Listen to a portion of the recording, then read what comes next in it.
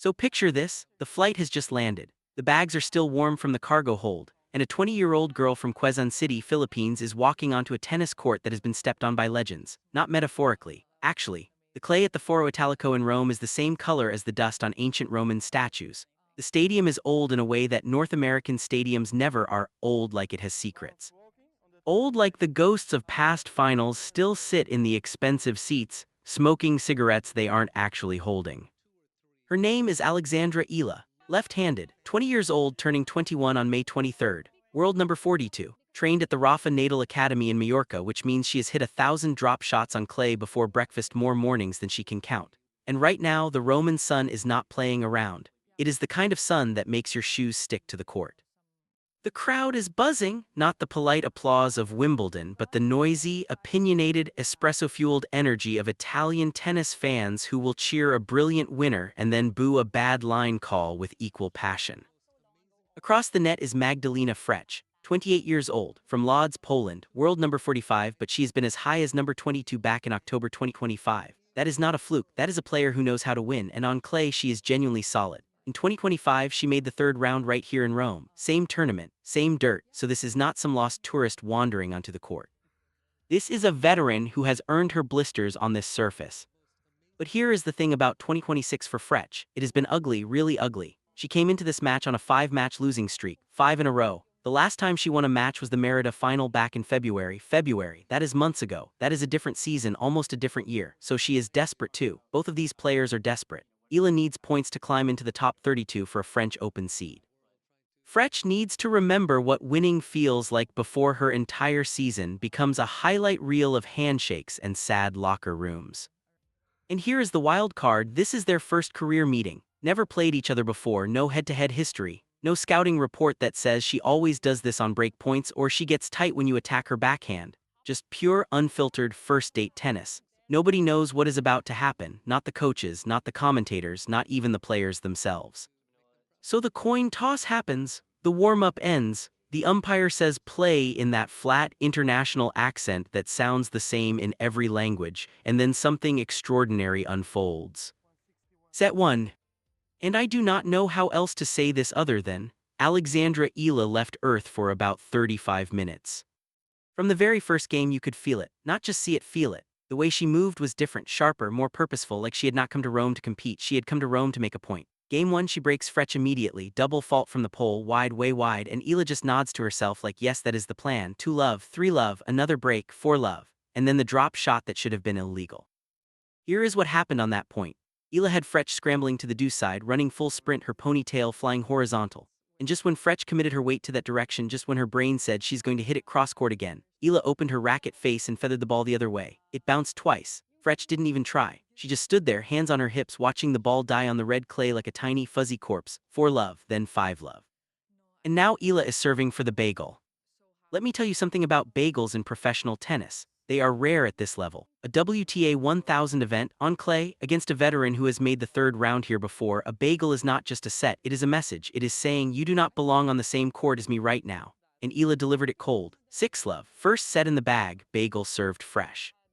Now why did this happen? Because Eala did 3 things perfectly. Number 1, the drop shot. She used it at unexpected moments, not when she was on the run, not when she was desperate, when she was in control. That is high IQ tennis. That is a player who thinks 2 shots ahead. Number 2, her first serve percentage was ridiculous. On clay, where rallies are long and points are earned in centimeters, free points from aces and unreturnable serves are like finding water in a desert.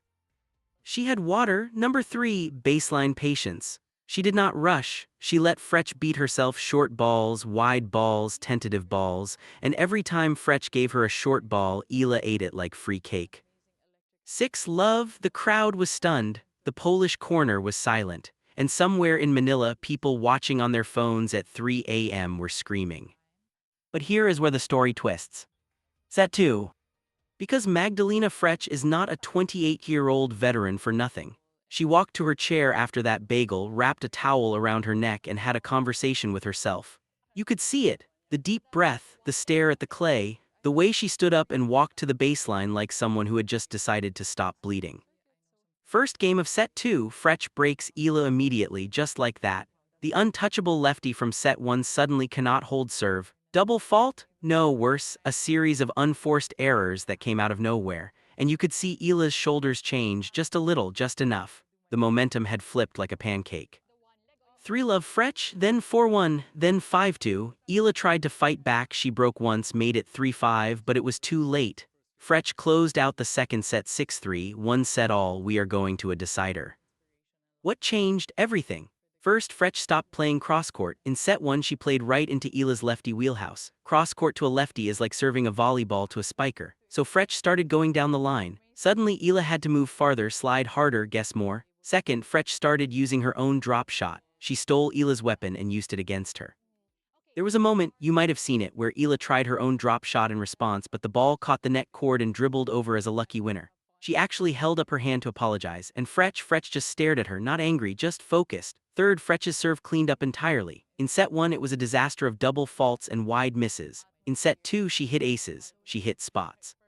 She served like someone who remembered she used to be ranked number 22 in the world. So now we are tied, one set each, the Roman sun is higher. The shadows are shorter. The crowd has chosen sides, some clapping for the underdog Filipina, some for the Polish veteran who refuses to die.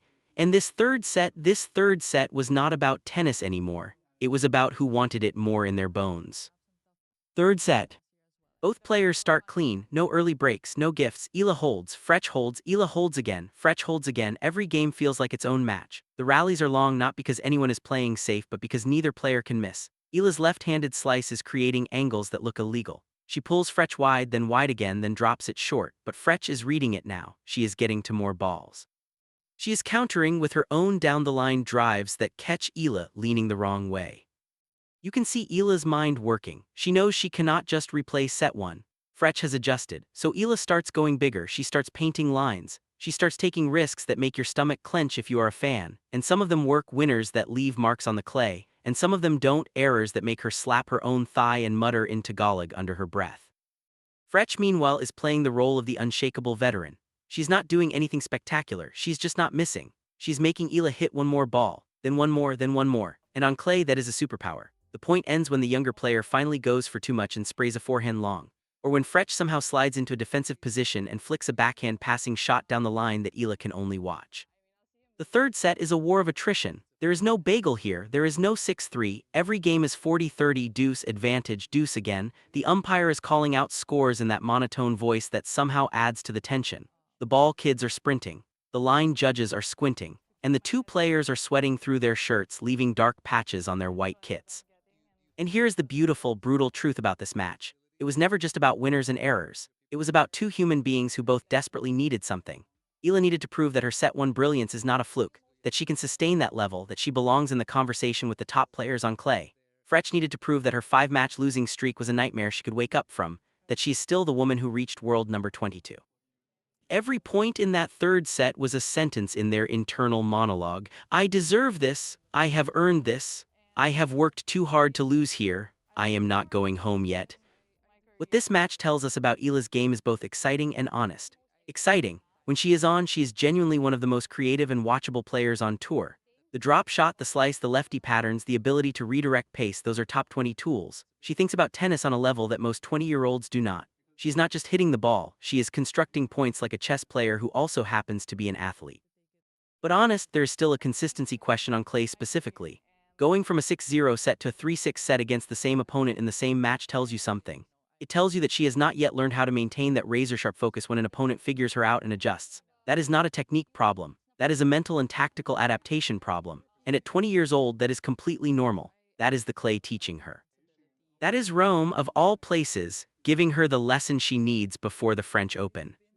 Frech, on the other hand, showed something that deserves real respect. Coming back from a bagel is not easy. Most players, even good ones, mentally check out after a 6-0 loss. They start thinking about the post-match press conference, about the ice bath, about the flight to the next tournament. Frech did not. She regrouped, adjusted her tactics, and won the second set convincingly. That is a veteran move. That is a player who has been through battles before.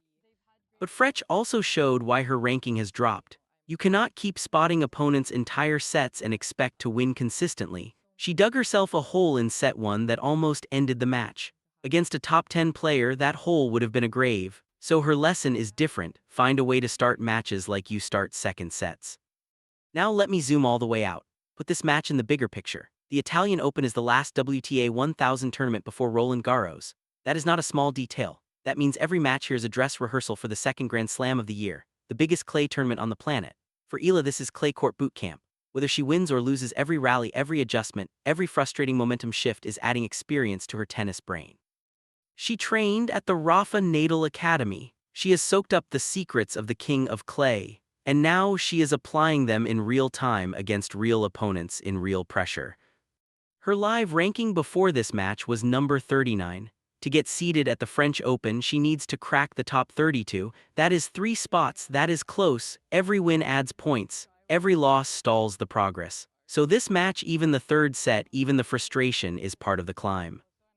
And let me remind you of what Eala has already done this year, because the clay record of 2 wins and 3 losses does not tell the whole story. She went deep in Miami. She had a brilliant semi-final run in Auckland. She beat Anastasia Pavlyuchenkova, who has an Olympic gold medal, by the way, in Madrid 6-3, 6-3. That is not a fluke, that is a statement.